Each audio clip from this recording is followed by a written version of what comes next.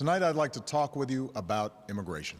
Ever since a federal judge in than Texas 200 temporarily years, put on our hold tradition of President welcoming Obama's immigrants- executive actions on immigration, labor leaders from all over the country have been trying to fix what they say is a serious issue. Imagine somebody who's been working and every day have to work without a driver license. What if he gets stopped? Or what if the employer that day decides to say, hey, I'm going to check the documents?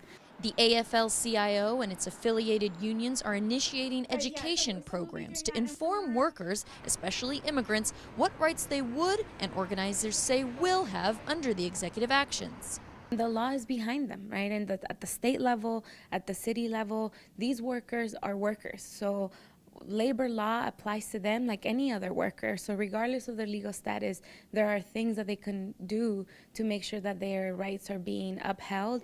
Under DAPA, or Deferred Action for Parents of Americans, it's estimated that 5 million mothers and fathers of U.S. citizens would be eligible for work permits.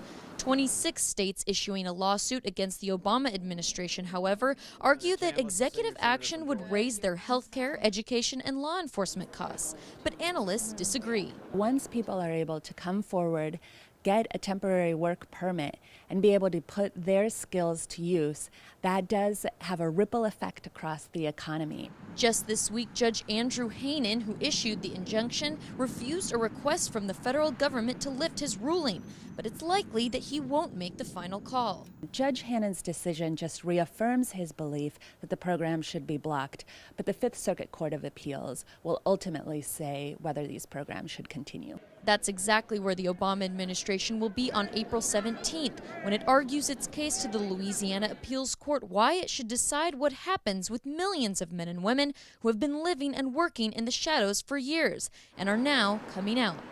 Alexandra Hall, teleSUR, Washington.